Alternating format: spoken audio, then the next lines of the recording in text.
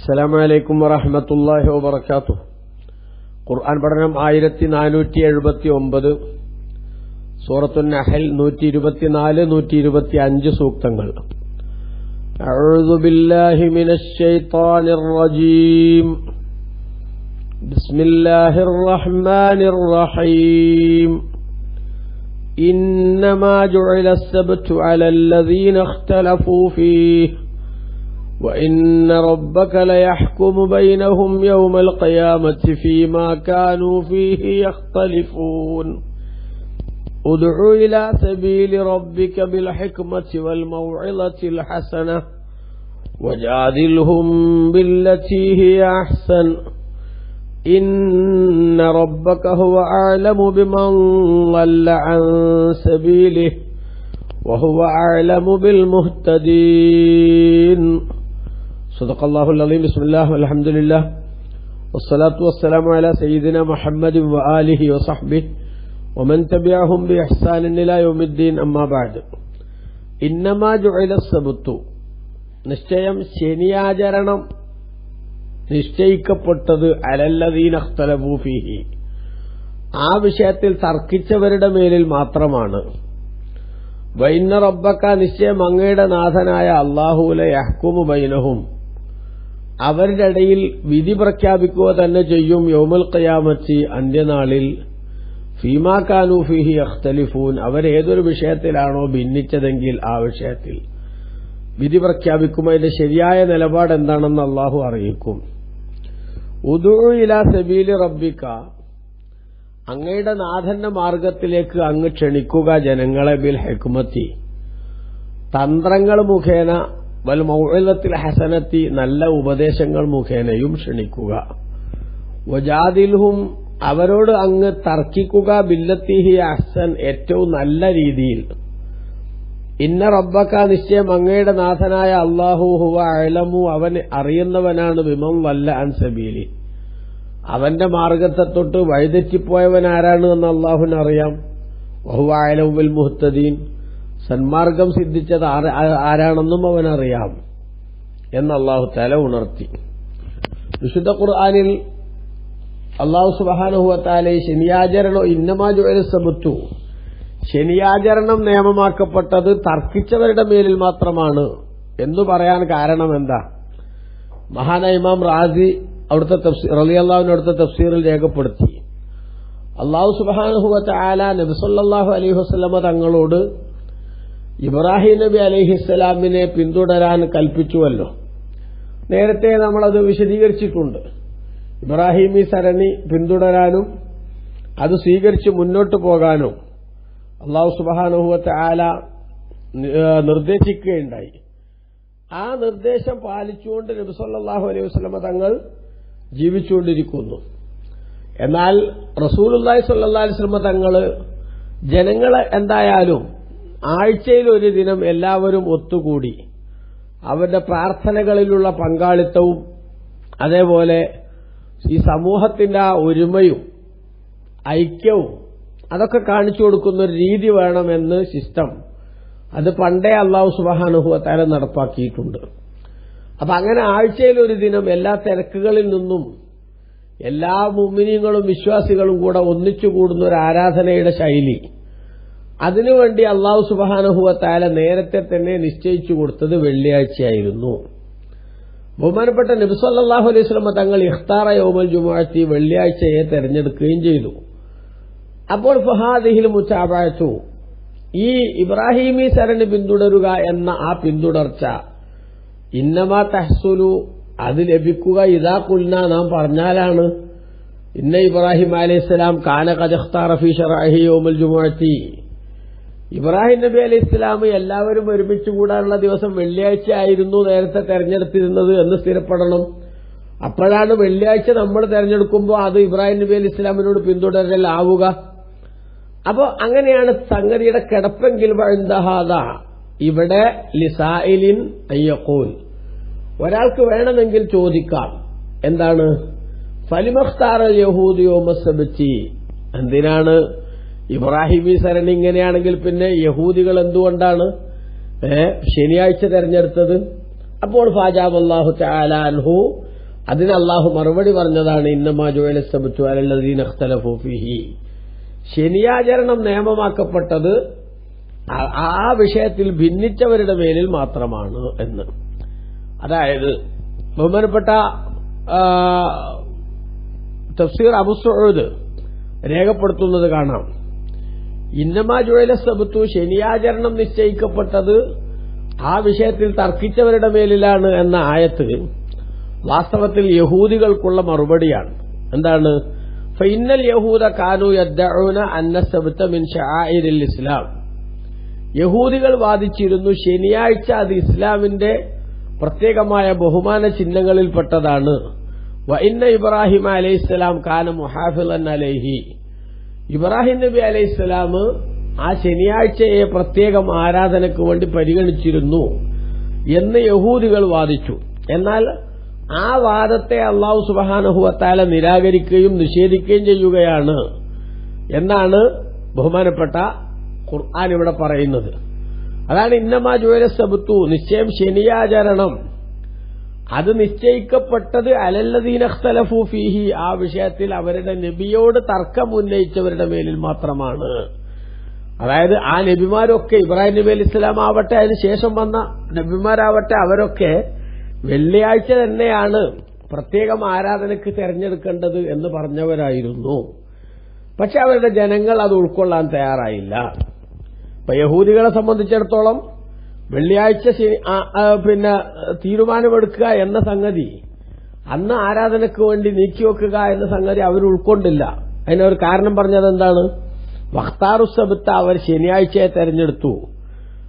ജലാലനിയിൽ കാണാം, ബഹുമാനപ്പെട്ട ഇവർ പറയുന്നു എന്ത്, അലല്ലദീന ഇഖ്തലഫൂ ഫീഹി അലാ നബിയിഹിം, അവരുടെ നബിയുടെ മേലിൽ തർക്കമുന്നയിച്ച ആളുകളുടെ മേലിലാണ് ശനിയാചരണം നിയമമാക്കപ്പെട്ടത്. ആരാ തർക്കം ഉന്നയിച്ചത്?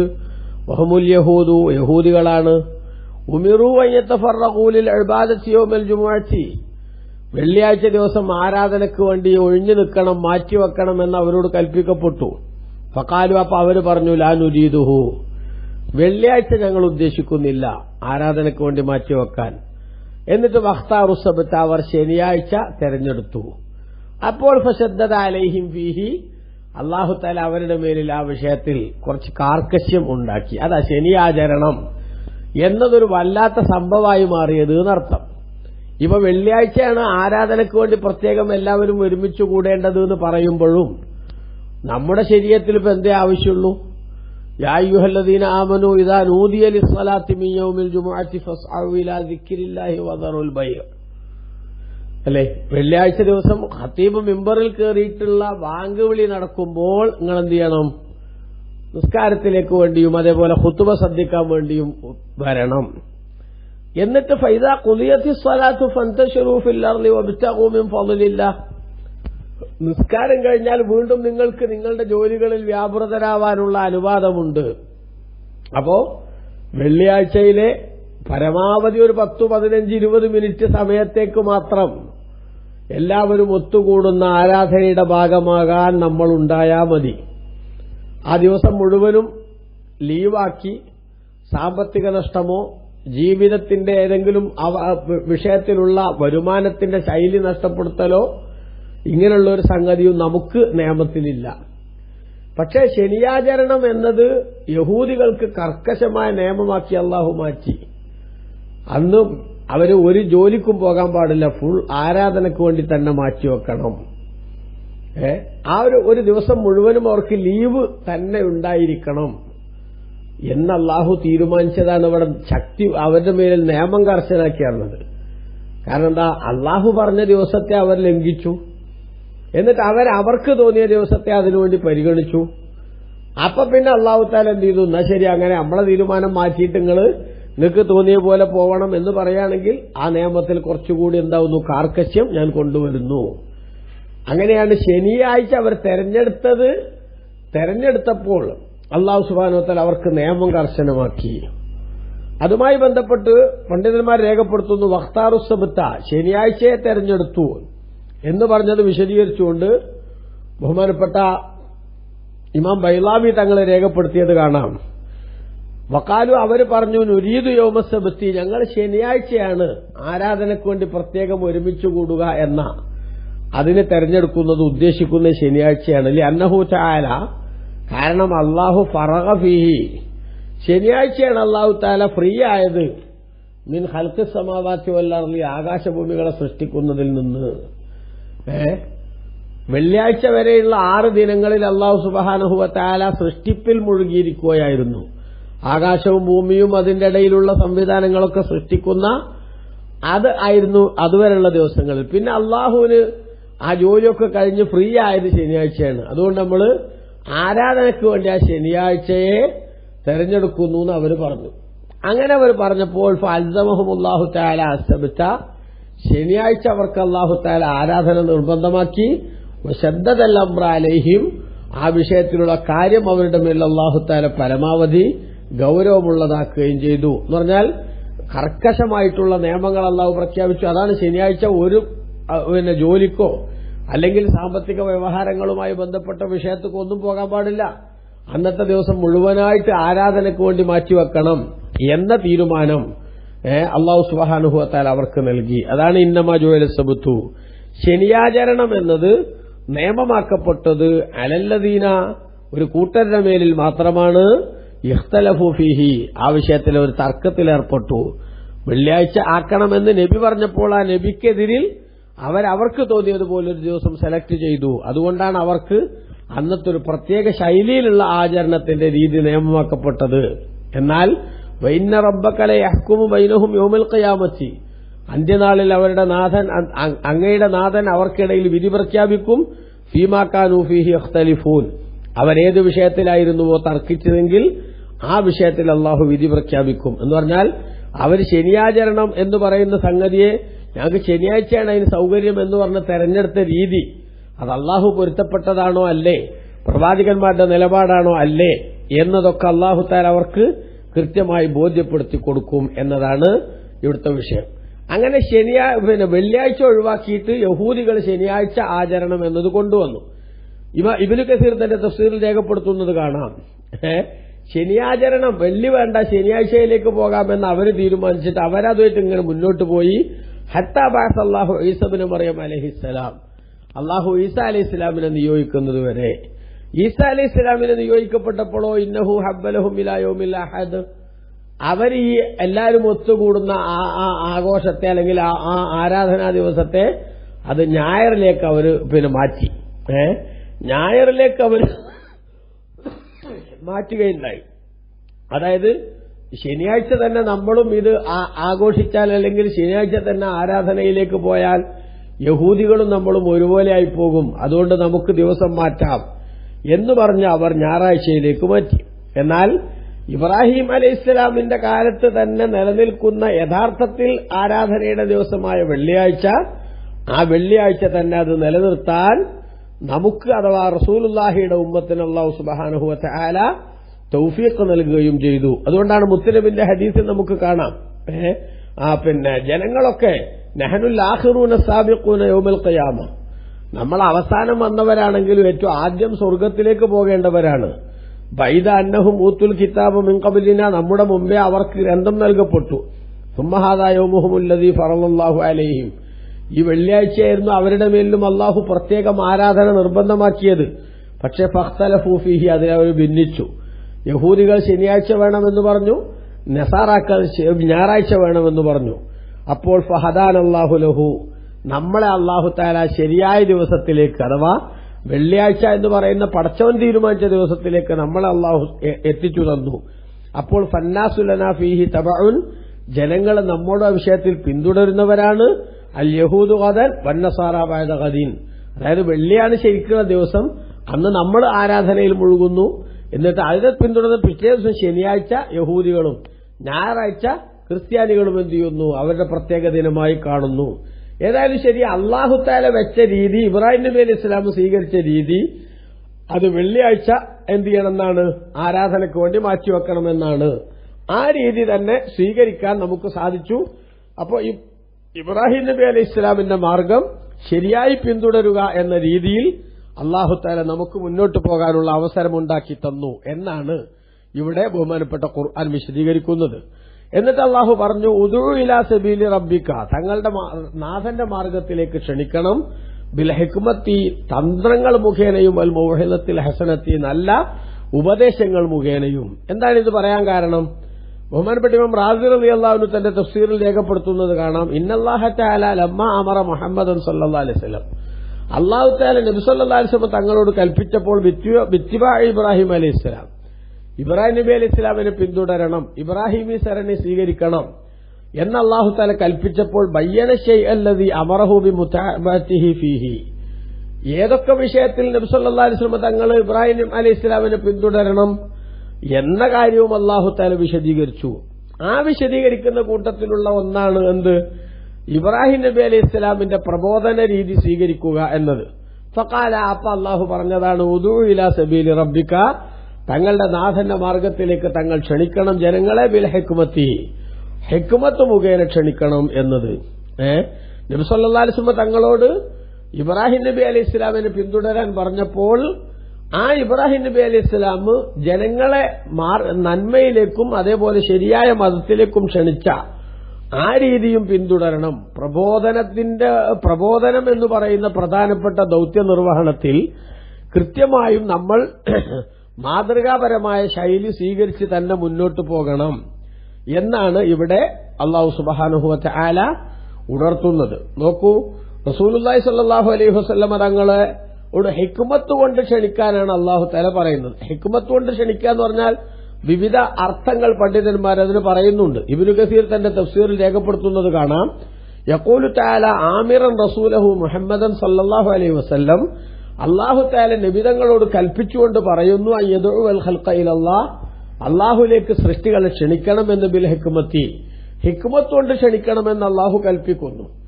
ഖാല ഇബ്നു ജരീരിൻ, ഇബ്നു ജരീർ തബീരി റളിയല്ലാഹു അൻഹു പറഞ്ഞു, വഹു മാ അൻസലഹു അലൈഹി മിനൽ കിതാബി വസ്സുന്നah, അല്ലാഹു തആല ഖുർആനിലൂടെയും സുന്നത്തിലൂടെയും നബിതങ്ങൾക്ക് അറിയിച്ചു കൊടുത്തിട്ടുള്ള കാര്യങ്ങൾ എന്നാണ് ഹിക്മത്ത് എന്നതിന്റെ അർത്ഥം. അതായത് കൃത്യമായ ബോധ്യത്തിന്റെ അടിസ്ഥാനത്തിൽ, തെളിവിന്റെ അടിസ്ഥാനത്തിൽ വേണം ജനങ്ങളെ ക്ഷണിക്കാൻ. ഇരുട്ടിൽ തപ്പുന്ന രീതി പറ്റില്ല, ഊഹാപോഹങ്ങളുടെ അടിസ്ഥാനത്തിൽ എന്തെങ്കിലും വിളിച്ചു പറയാനും പറ്റില്ല.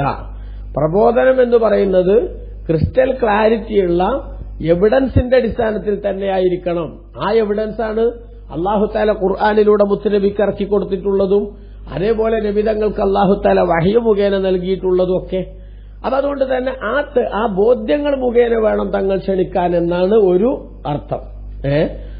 വൽ മൗഇദത്തിൽ ഹസനത്തി, നല്ല ഉപദേശങ്ങൾ കൊണ്ടും ക്ഷണിക്കണം, നല്ല ഉപദേശങ്ങൾ കൊണ്ടും ക്ഷണിക്കണം. ഐ ബിമാ ഫീഹി മിനസ് സവാജിരി വൽ വഖാഇ ബിന്നാസി ദക്കിറുഹും ബിഹാ ലിയഹ്ദറു ബഅസല്ലാഹി തആല, ജനങ്ങൾക്ക് തെറ്റുകളിൽ നിന്ന് മാറി നിൽക്കാൻ പ്രചോദനമാകുന്ന വിധത്തിലുള്ള കാര്യങ്ങൾ, ജനങ്ങളുടെ ഇടയിൽ സംഭവിച്ചു പോയിട്ടുള്ള വിഷയങ്ങൾ, പൂർവ്വചരിത്രങ്ങൾ, അതൊക്കെ പറഞ്ഞിട്ട് ക്ഷണിക്കണം.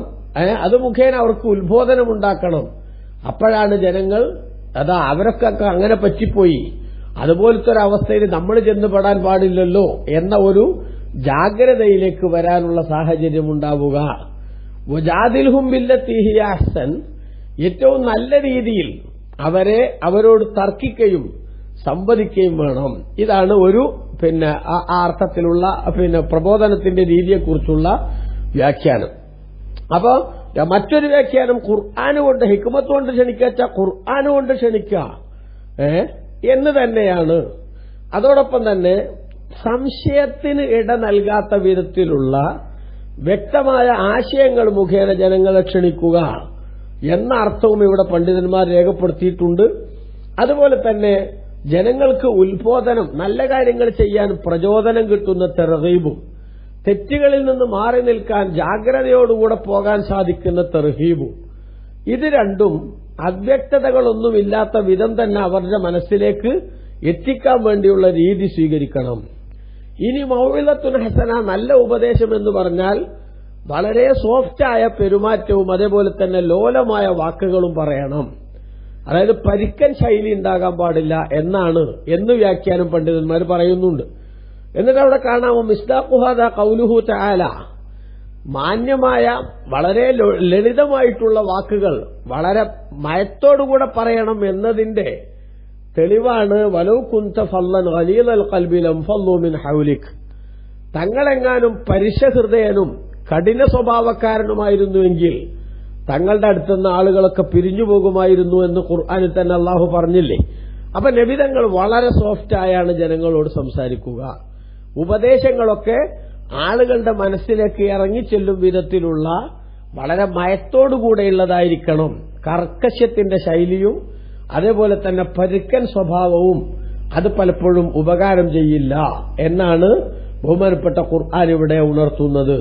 മൂന്നാമത് വജാദിൽഹും ബില്ലത്തി ഹിയ അഹ്സൻ, ഏറ്റവും നല്ല രീതിയിൽ അവരോട് സംവാദം നടത്തണം. എന്താണ് ഇവിടെ അങ്ങനെ 3 രീതി പറയാൻ കാരണം?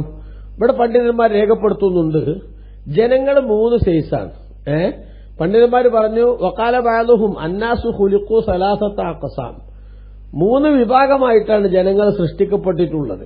ഇമാം സാബി റഹിമഹുല്ലാഹ് അവിടുത്തെ തഫ്സീറിൽ രേഖപ്പെടുത്തുന്നത് കാണാം. 3 വിഭാഗമായിട്ടാണ് ജനങ്ങൾ സൃഷ്ടിക്കപ്പെട്ടത്. ഒന്നല്ല ഉലമാഉർ റാസിഖൂൻ, നന്നായി ഇരുത്തം വന്ന പാണ്ഡിത്യമുള്ള ആളുകളാണ് ഒന്ന്. അവരെ സംബന്ധിച്ചിടത്തോളം അവർക്ക് അള്ളാന്റെ ഖുർആനും അതേപോലെ തന്നെ ശരിയായ വിവരങ്ങളും കൊടുത്താൽ തന്നെ അവരുടേതായിട്ടുള്ള സംഗതി ഓക്കെ ആവും.